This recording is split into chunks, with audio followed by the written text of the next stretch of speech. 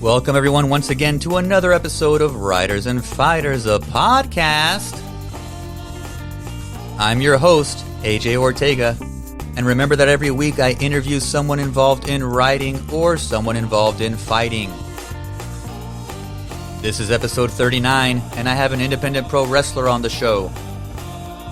ASF, aka Antonio San Francisco, aka the Sweet Hispanic Boy, aka El Dulce Niño Hispano. He wrestles out of Laredo, Texas, and was my first pick to kick off Latino Heritage Month.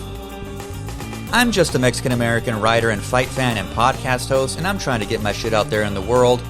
So I'm always wanting to support La Raza, and that's why I reached out to ASF. He's been grinding in the wrestling game, getting out there and taking what's his, and he's about to blow up even more than he already has. In this interview, we talk about the Sweet Hispanic Boy gimmick, how he got into wrestling, his thoughts on being a smaller guy in the locker room, the differences between Mexican lucha style and American wrestling, and a number of other things. He's doing big stuff in the wrestling world and has a match coming up with GCW Game Changer Wrestling on September 24th. So, without belaboring the point, I want to get straight to the interview. So, let's hear from ASF, El Dulce Niño Hispano. Enjoy. All right, y'all, this is the interview portion of the show, and I am joined by a gentleman that I know as ASF, a.k.a. a Sweet Hispanic Boy from Laredo, Texas. ASF, Antonio, how you doing, buddy? How's it going? ¿Cómo estamos? How's everybody doing? Thank you for having me, first of all. I'm excited to be here.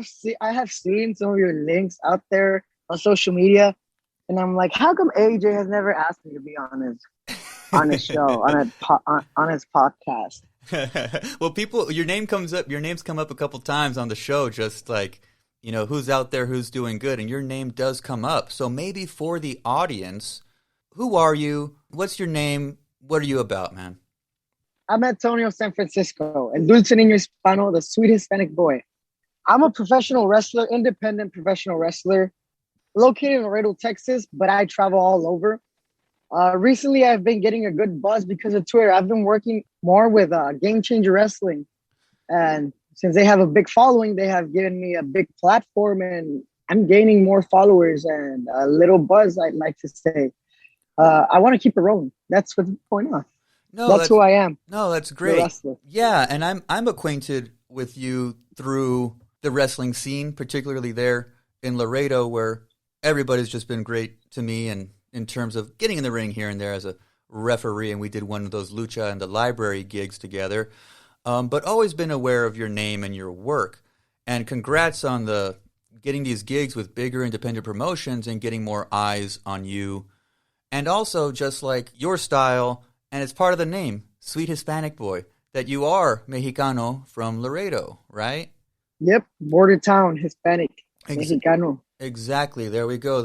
And we are at the beginning of Hispanic Heritage Month, Latino Heritage Month, and so I was like, who can I reach out to? Where are the brown folks I can get on the podcast? And so your name came up. Here you go. So tell me about the Sweet Hispanic Boy gimmick, El Dulce Niño Hispano. How did that come up? Or even the name, Antonio San Francisco, which is ASF, and that's kind of the gimmick. How did that all come about? It came about, I used to wrestle for my first 2 years under a mask. I had a generic name. I wasn't getting anywhere, I like to say. And a friend of mine, you guys may know him, Aces from Aces. He makes boots and gear. We talked. I had told him I kind of want to take this mask off. And he convinced me not to for a few months. But then he came up with an idea of this gimmick that is a womanizer, that is a cute guy that likes to seduce girls in the crowd, whatever. And I said, let's try it. I felt uncomfortable as hell doing it. And I told him, I don't want to do this. A year passed. I'm like, hey, let's do that because I really like the name you gave me, but let me do my thing. And the name is my middle name. Antonio is my middle name. Okay. San Francisco is a street I lived on as a kid. Oh, okay. Wow. And so you just kind of put those together. And it does have a nice ring to it.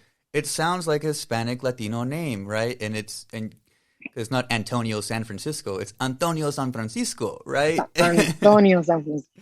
Yeah, so that's the name. The Sweet Hispanic Dulce Niño Hispano That actually came about because before COVID struck hard, before we all went into lockdown, I wrestled in Austin for AAPW in Austin, Texas.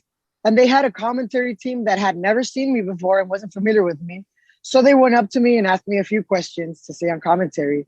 So all I had to say was, all you guys have to say is, I'm a sweet Hispanic boy that comes from Laredo, Texas. And that's the first time I said that. And it stuck in my head. And I just told everybody, I just kept rolling with it. I am a sweet Hispanic boy, and I'm just going to do it. No, that's great. I like that. And I think it's also cool and interesting that you kind of realize you weren't really getting traction under the mask, right? And so that becomes part of it, the removal of the mask, and being a good-looking cat helps, certainly.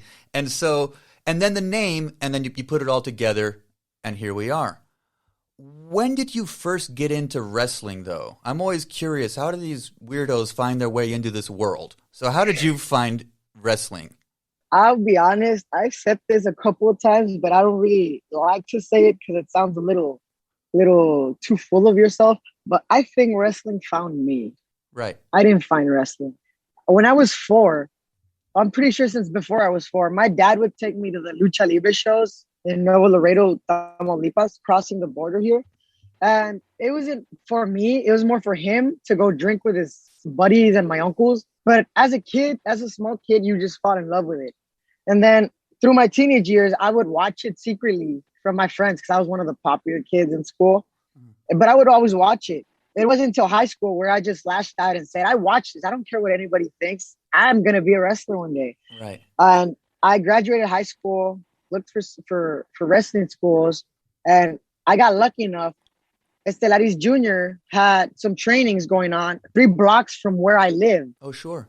So I just ended up there. And then after Estelaris stepped out, after like the first 3 months of my training, Laredo Kid stepped in. And I got so lucky. And I got to train with Laredo Kid for like 3 years. And that's how I found wrestling again. Oh, yeah. After so many years, right? Oh, that's great. Estelaris Jr., again, good family. Again, nice people I've run into down there in Laredo as well. Very cool, very cool. And again, Laredo Kid, just big now, and you got to train under somebody with that kind of a pedigree. What about the beginning of training, though? And so, and I like that also you mentioned you kind of you watch wrestling, but in secret, right? Because, I don't want people to know I'm into this thing that is seen as childish or seen as silly or juvenile. But now you're doing it, right? All the time. Right, and that it's fake. And, yeah, we know that.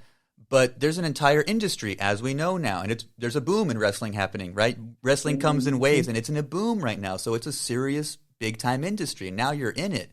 What about the start of that training, though? The start of training was hard. Even though I was pretty athletic all the time because I played sports throughout my teenage years. But wrestling training is something else. The first day of training I got there, I wasn't allowed on the ring at all. I didn't have knee pads either. I did a mistake. I didn't ask, so I got there, no knee pads, nothing. They didn't let me get in the ring. They just made me watch. After, they're like, you still want to do this? I'm like, yeah. I'm pretty sure they thought I was going to go back. The next day I showed up with knee pads, ready to go. They had me do rolls for like the whole month. I got bored of just doing front rolls. For a month? That's great. And then they saw something. I mean, because I don't know if you guys are familiar with Latino Fever back then. Adrian Ayala, he started training with me. Not that same day, but he had a week or a month, something like that, before me. He was there, so they had seen him. And then I got there, and they saw both of us. And that's when we got going. I want to say me and this other dude, us 3 was what motivated that little training group to actually want to keep pushing. Because we were the ones that kept going. We never stopped. Competition's good, and people on your level, that's good to have that in a group and not that, everybody's kind of half-assing it, and I'm kind of, like, you don't want to be, like, the only one that's there grinding. You want to have your peers doing the same way so you build each other up. It's interesting. Yeah, so the first, I want to say the first 4 months of training were kind of hard for me. Were the hardest, because it's always hard training. It's still hard training, but the first 4 months, I really, had to think twice if I wanted to be a wrestler or not. I thought it was going to be easier, but I pushed through it and we're still here. Yeah, right. What kind of memories do you have? Anything that either happened to you or one of your peers there while you were training that kind of Ah, trying to break you kind of stuff happens a lot, or people washing out? Like any specific memories about that early training you got? I have a lot, and I tell them all the time. There's a few wrestlers right now here in Laredo locally that would look down on me and look like, oh, like just get out the way. You're bothering. And now I'm like, am I bothering now? But Right. I'm kidding, right? And they're like, oh, stop. We're just giving you a hard time. I'm like, yeah, I get it.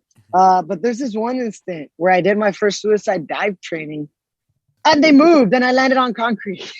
That's one fond memory I have. Um, that they're all like, we thought you were going to get scared and not going to do it. And here goes Antonio flying through the ring, Oh landing my on concrete. No, that's good. And that's one of the things you do excel at in the dives and stuff like this. And I remember being at the Lucha at the Library gig with you, and y'all were figuring out your thing in the back, how the match is going to go and so on. And there was going to be a spot where you were going to dive. And I said, hey, well, dive over me because I'm the referee. And again, I love that spot where the referee is right there, and then you jump over the referee and Oh, outside yeah, of the yeah. ring, and you were just no hesitation. You were like, "Oh yeah, we could do that," and just it just happened perfectly in the ring. And I was like, "That was so cool, beautiful little moment there that I was happy to be a part of." You springboard over me and into the into the opponent. What Yeah, that about was the first time a ref actually asked to be like, oh, can y'all do this? I was like, oh, of course we could do that. Yeah. no, I no, have but the clip. I yeah, have little I gave you the little clip of it. GIF. Yeah, I made a little GIF out of it, and I sent it to you. I got the little video clip of that, and I've always liked that because there are folks in the back that will ask me sometimes, like, "Hey, we want to do this spot. Can you do that?" Oh yeah, I'll do whatever you guys tell me. Mhm. That's the point. And but that one, I was like, that's too easy. That's too natural. Yeah, just jump over me, and it was such an easy opening, and would look good, and it did. It looked great. It was very cool, and that Mexican style with the dives and things like this. What can you say about the Mexican lucha style versus the American style? I want to say the Mexican style is a little faster. It's a little more fast paced and it's a lot more hard hitting. The American style, in my point of view, it's more storytelling, more of the aspects of what's going on, of get the people engaged. And when it's lucha libre, we just want to get the crowd going. We just want them hot the whole show. Sure. I Eh, don't know if you've noticed all the crazy stuff we do.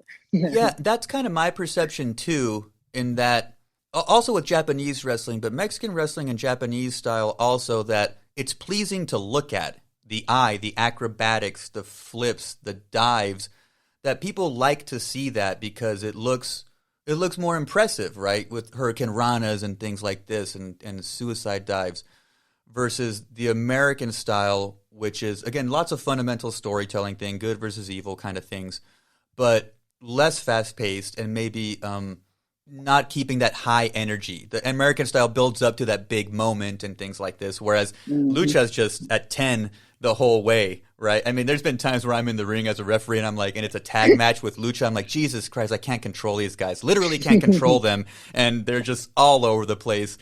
So it can be a lot, even for like a referee being in there. I'm like, there's so much shit going on in this ring right now, and so that's something I've observed as well. So I think that's a pretty good. I think that's a pretty good summary that you brought up there. Yeah, for sure.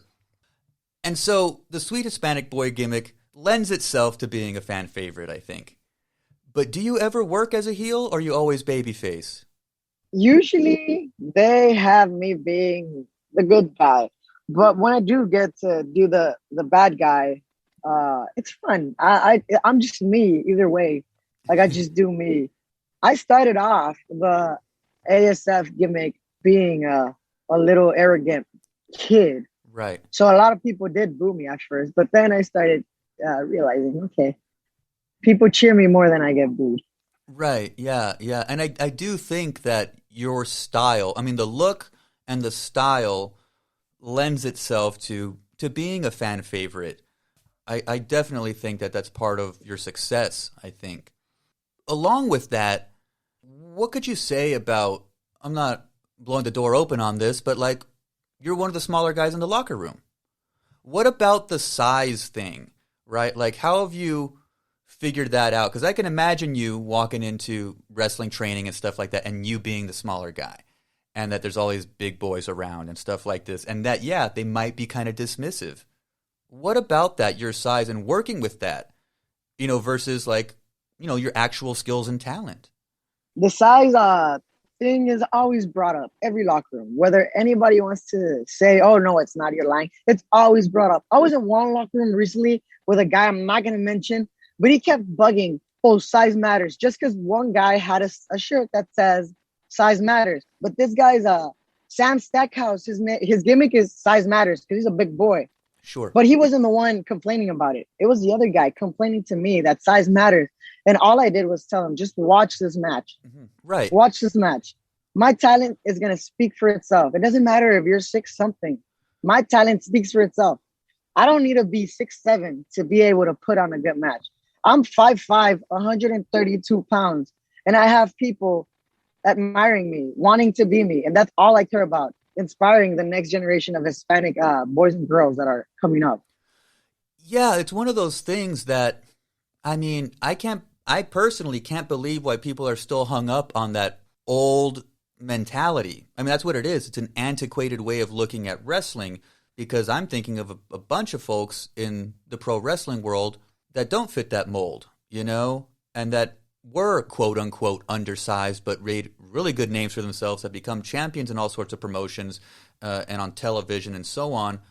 Who do you admire in terms of like the wrestlers in the big leagues or even in the indies? Like, who was it that you were like, hey, I kind of want to do that, but my way, or whatever? Like, who do you look up to or admire in the wrestling world?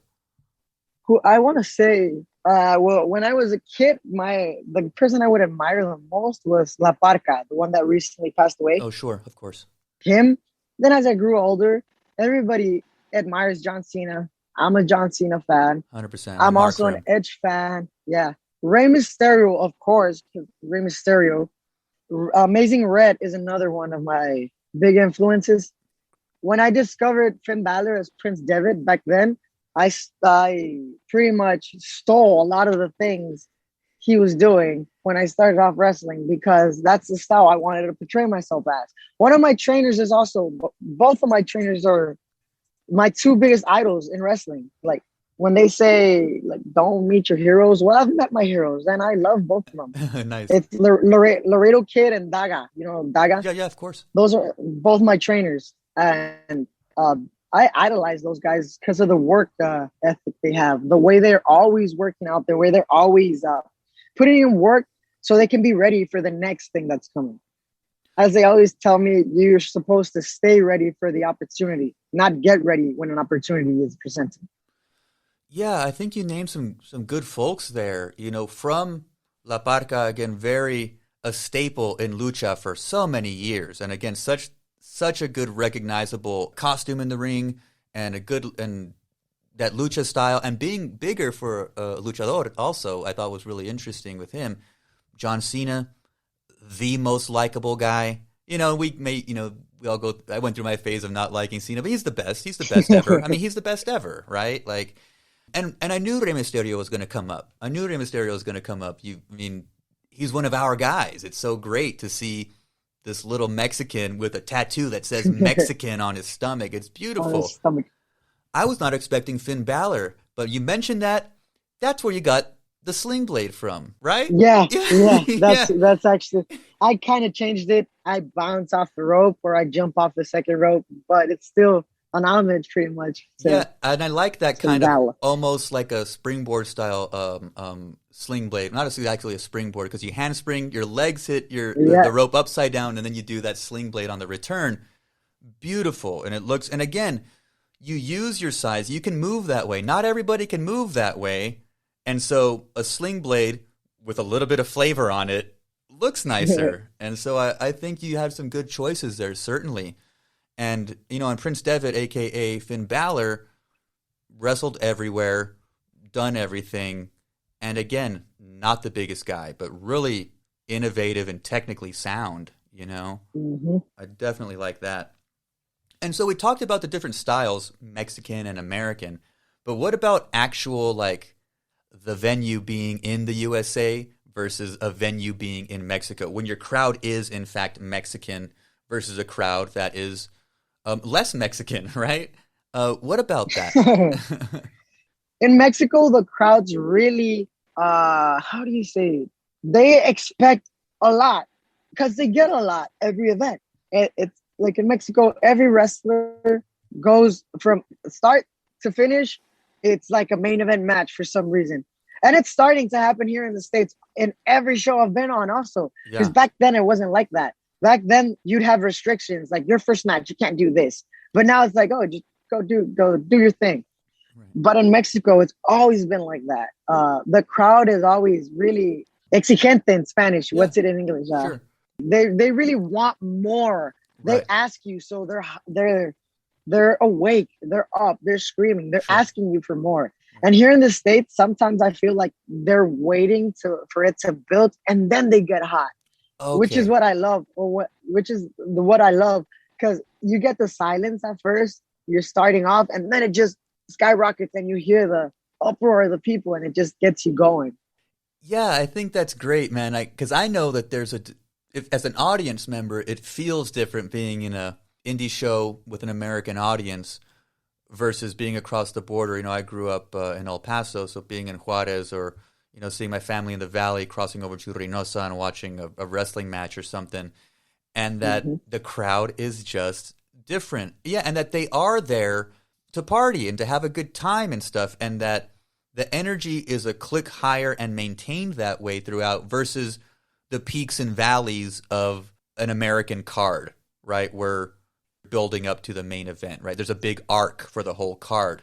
And I do think that's Mm-hmm. distinctly different in Mexico, certainly. And so clearly being in Laredo, you know, you go back and forth, and so you have experience there. But coming onto this podcast right before I hit record, you said that you were, you know, busy and traveling, and I said that's awesome, that's great.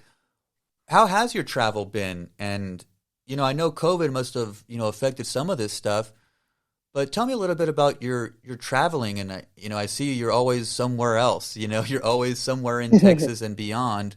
Tell me a little bit about your traveling and what kind of opportunities and things you've seen on your travels on the road. Well, most recently, I've gotten lucky and fortunate enough that I've been able to be flown to different places now.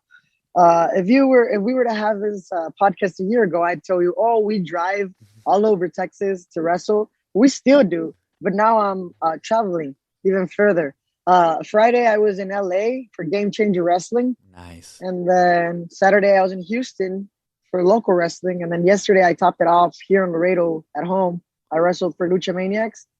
But the traveling is always exciting. You never know what's gonna happen when you're on the road. Like we always stop at a Buc-ee's, and you never know what you're gonna find at a Buc-ee's. And the flights, I experienced my first what is it called, flight delay Oh, sure. Being yeah, yeah. this weekend. Yeah, we got on the plane, we got off, and we had to wait 2 hours. And I was like, so this is why everybody's complaining when they're on flights. But traveling, I've never had any inconveniences. I've always had a good travel everywhere I go. I've been lucky enough. No, and that's good because I do know that that's typically the gig when you're trying to make it. That hey, let me get a couple of the guys in the car. Let's split some gas. Everybody throws their luggage Yeah. and gear in the back, and there you are, stopping at the Buc-ee's, getting your Whataburger and whatnot. And so there you go. You're traveling that way. Now you're at the point where people are like, "We need you out here, so here's your ticket.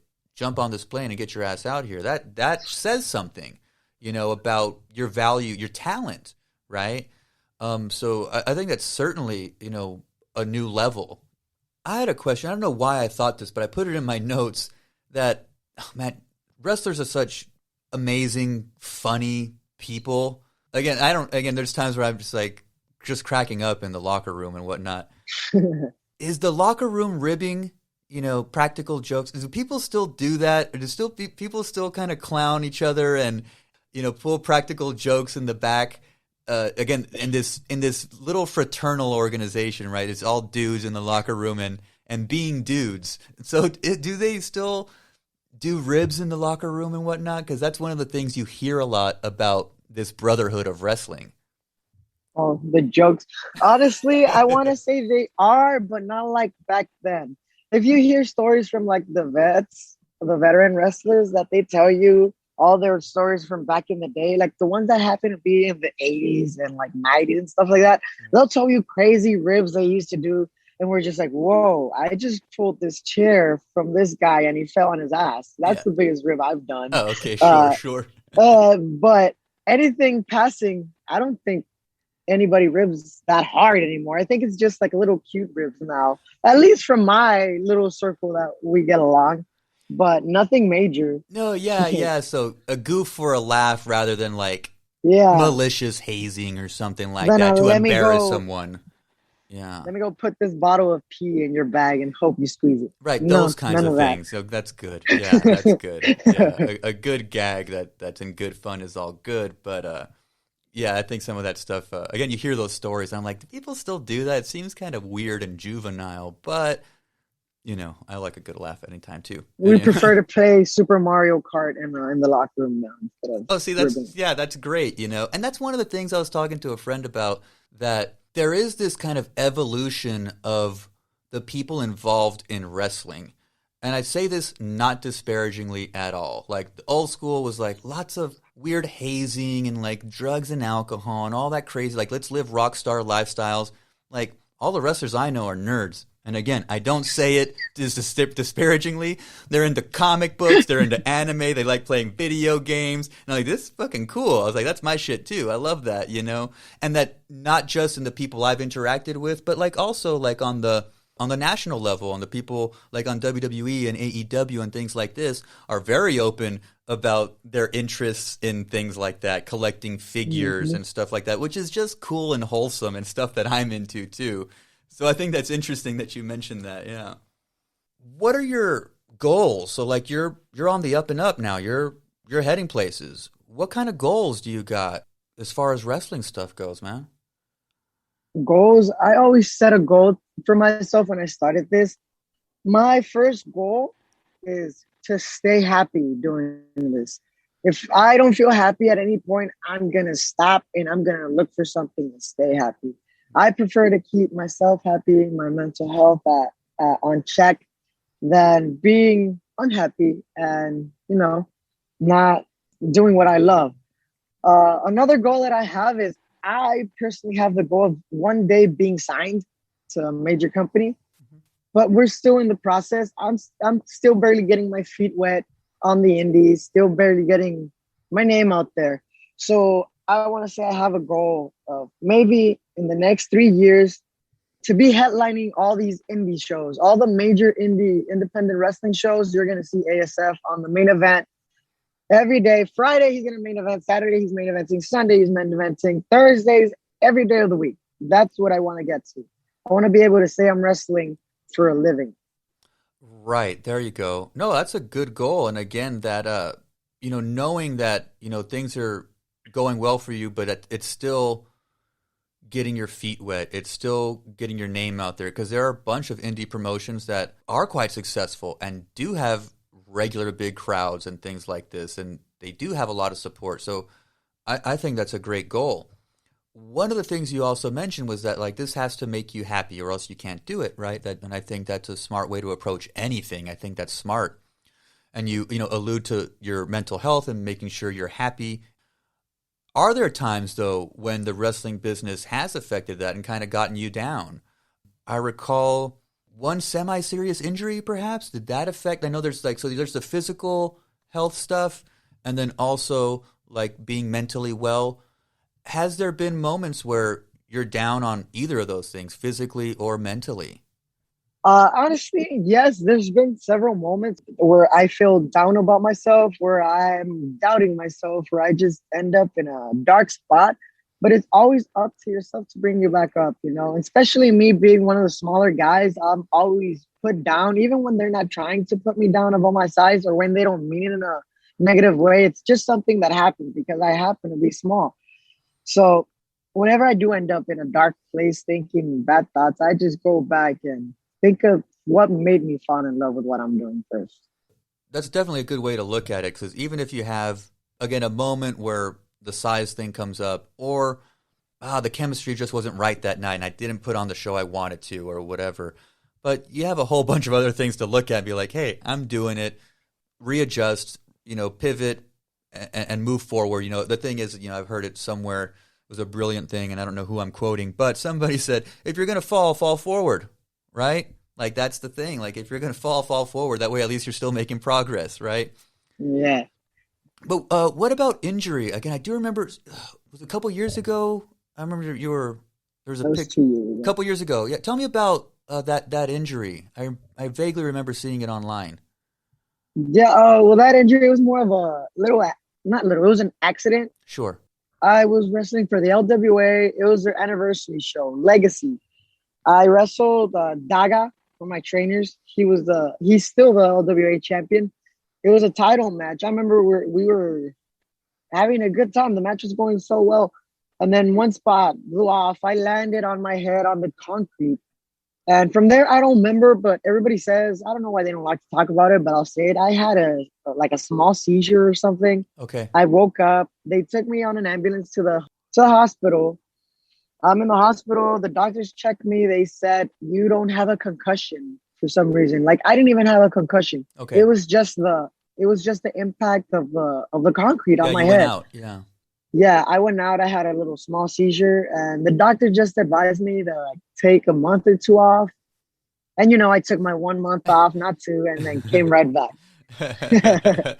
No, yeah, that's an interesting one. Yeah, and and I'm sure they check you out appropriately and all these things, but yeah, just because you get knocked out does not mean you get a concussion, right? Just because your body does something weird while you're unconscious doesn't mean that's a concussion if it looks like a seizure, things like that. Yeah, you've seen people, I've seen people, get choked out or knocked out and that your body does shit that is not controllable, right? And it looks like a seizure. But again, it just depends on the severity of the impact, whether you're actually concussed or not. But yeah, I'm glad that was pretty minor, because again, that must have been scary. I can imagine, and I can see people's concern because that does look scary if you don't know what's going on. Of course, big question marks. So glad you recovered from that, certainly. And nothing else, because again, you do some gravity-defying shit, and it's like it seems more dangerous your style, right? Well, I mean, that's pretty much the biggest one. There's been like the swollen ankle, swollen knee, sprained ankle, yeah. But nothing I can't fix with some icy hot or some Bengay and wrap it up. Yeah. Get the swelling down and tape that shit up and keep on going, right? Yeah. We started off talking about the Sweet Hispanic Boy gimmick, Mexicano from Laredo, all this stuff. Like, what would you say to the guys and girls coming up, Hispanics and Latinos, people maybe on the border, people maybe kind of in that same space as you are? What would you maybe tell them about making it in the wrestling business, trying to make a name for yourself? And again, from that place of Mexican identity too, what would you say to young folks, brown people trying to become wrestlers? To start off, I'd say échenle ganas. Don't give up. There we go. I know it sounds kind of cliche, but just keep going. Keep trying your hardest. Keep giving 100% of you, 110% of you. And if it's about wrestling or about anything in life, if you dedicate time to wrestling, wrestling's going to give back to you.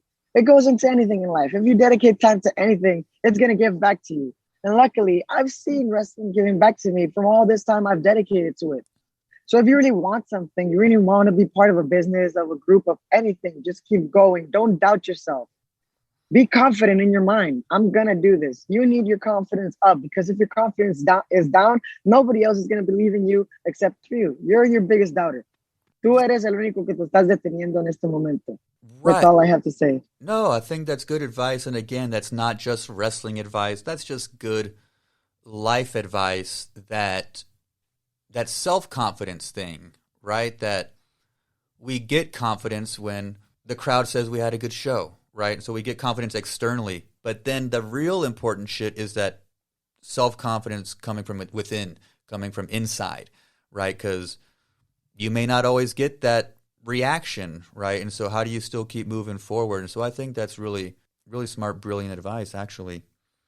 And so you've been busy traveling, all sorts of cool shit. What kind of upcoming gigs do you have, like in the next I don't know, like how far out are you kind of booked, and how does that go for you? So what kind of gigs you got coming up? I got several gigs that I can't talk about yet, but the ones I can talk about, I want to let y'all know that I have several shows in Texas and out of Texas that I'm really excited for. I didn't expect to get so much following off of one Game Changer Wrestling show. I got a good amount of following, and it just made people, promoters in Texas, see me more. Promotions in Texas that hadn't known about me saw me, and they're like, we have them like four hours away. Why haven't we used them? So that opened up more work for me. And I have one match in particular for New Texas. I'm wrestling Gringo Loco, and I just want that match. Like that one-on-one is one that I've been looking for. The Base God versus the Sweet Hispanic Boy. I mean, it doesn't get any better than that, I think. No, that's great. Yeah, that getting on a stage again, one of the bigger indie companies, GCW, and that got eyes on you and your talent back in Texas, where you're closer to these promotions and they can get you, easier and quicker because you're right there. It's semi-local. Yeah, Texas is a big place, but it's at least it's still Texas, and it's not like, oh, I got noticed in Washington, right? And it's like, well, Texas is home, and so that got more eyes on you there, and I think that's dope, man. I think that's dope. So clearly you're luchador, pro wrestler in the fighting world. And this is the Writers and Fighters podcast. So as customary, I always ask the people in the fight world, do you do anything in terms of reading and writing? Because that's the other half of my podcast. I'm just kind of curious. I always ask the wrestlers, do you do any reading or writing? I try to read every now and then. I bought the Young Bucks book and I haven't finished it. Oh, cool. I've just been a little procrastinating on that. But when I was younger, I was a little into reading. Like the book The Outsiders is one of my favorites. S.E. Hinton, yeah, good book, yeah. The Yeah, Outsiders, yeah. that one. And then I'm pretty sure that's enough for reading. Writing, I have a little journal thing where I write anytime I feel down or anytime something nice happens to me. I like to write it down just so I can keep a memory of like where I was and where I am now. My little journal keeps me grounded. No, yeah, it's one of those things I've found. MMA fighters and boxers and wrestlers, a lot of them journal. Like that's one thing I've discovered through the podcast, that a lot of folks do like to journal, and I find that one of the most healthy outlets for a lot of stuff because I'm a writing teacher and stuff, and so writing professor, and so I'm always telling my students, like, write everything down, even if it's in a journal or on a Post-it note or something, because having ideas in your head are not really of any use. Once you put them on paper and you can see them, you can touch them, then shit becomes real, and now you have this chronicle of your journal where, hey, I kicked ass over here. A few months ago, I was down, and look how I came back. Like, that's just a smart move in general. And I do know that wrestlers do like reading the wrestling biographies. I remember one of the reasons I became a writer was because I read Mick Foley's first book. And I was like, this book is fucking great. This dude can write. I want to do that one day. And so he's actually one of my favorite wrestlers and one of my favorite writers because he's written a whole lot, as you know, a few biographies and children's books and shit like that too. So yeah, I'm glad you picked up the Young Bucks book, and you got to finish it and then report back to me. Okay, I'll be your professor. Yeah. I'll send it to you. I'll write an essay. Yeah. Or you do your homework. Well, shit, man. I want people to keep up with you. I think if people, I know this podcast is going to do well because you have a following, but I also want people to look you up and follow you and see this Sweet Hispanic Boy flying all over the ring. How can people follow you on social media? What you got for social media plugs, ASF? On social media, on Twitter and Instagram, the ASF_27. On Facebook, there's a like page called Antonio San Francisco. And if you go to prowrestlingtees.com/ASF, you get a link to several of my t-shirts that are on there. And if you want any of the t-shirt, 8x10s, any merch that I have, I have merch at any show I'm at that's exclusive, that's not on Pro Wrestling Tees. So if you want a pro wrestling t-shirt, you can go get one there. But I have exclusive ASF ones from Texas Deathmatch Wrestling at Oh, my great. tables. Oh, hell yeah. It's Hell a yeah. collaboration we did, and that's all I have to plug. Oh, that's great, dude. No, yeah, that's awesome. And so I did look at your shirts on Pro Wrestling Tees a while back, and I was, oh, you got some cool designs there. I didn't have this on my list, but I'll ask you now. The hand gesture, it's like the American Sign Language gesture for "I love you," I believe, and you I do it love up on you. your forehead almost, like, and you do this little gimmick. Tell me about that real quick, and that'll be one of the pictures I share on social media so people can see you doing it. But tell me a little bit about that Yeah. gesture. The gesture first came, I'll be honest with you, I was a really big Machine Gun Kelly fan Oh, nice. at a point. And then he started like he had like a rivalry with Eminem.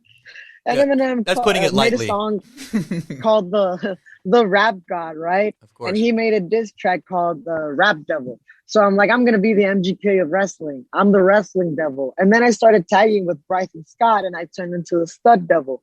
And I kept doing this, and I got a good following, and I have a fan that's she can't hear, and she would talk to me in sign languages.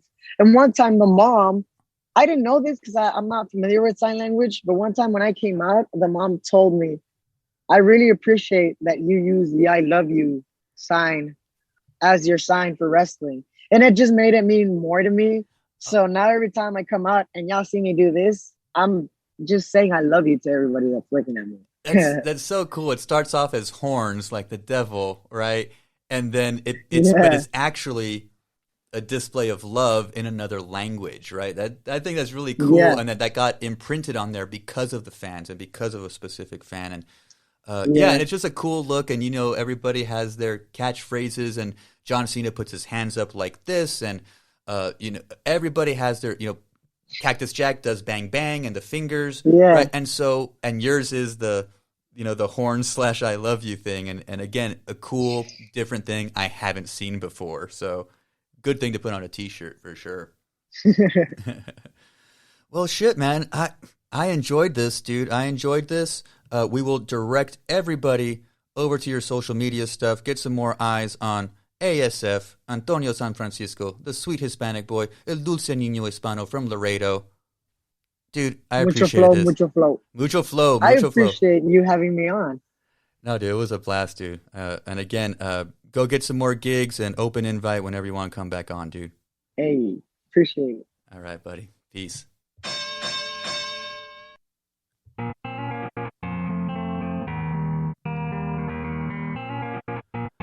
All right, y'all. Thanks for listening to that interview with ASF, Antonio San Francisco, El Dulce Niño Hispano, the Sweet Hispanic Boy from Laredo, Texas. If you want to keep up with ASF, and I know you do, head over to Instagram and Twitter and follow him at @theASF_27. You can also check out Facebook and search Antonio San Francisco and like his page on there. Don't forget to head over to ProWrestlingTees.com/ASF. Check out his merch, buy a t-shirt and support the guy. Speaking of supporting, he's booked for GCW on Friday, September 24th. Game Changer Wrestling is going to be in New York City, and ASF is on that card. But you don't got to go to the Big Apple to watch him. You can just check it out on Fight TV. In addition, you also get stuff like Minoru Suzuki versus Homicide. Matt Cardona is going to be there. Nick Gage is even on the card. We want to support independent pro wrestling, and we really want to support ASF, so check out that show. As far as the podcast, you know the drill. RidersandFighters.com. Riders and Fighters all over social media. Make sure you're subscribed on your favorite podcast app because we have more interviews for Latino Heritage Month coming up. Aside from that, you guys know the drill. Be good. Be safe. Take care of each other. And don't take no shit from anybody. We'll talk next week. Peace.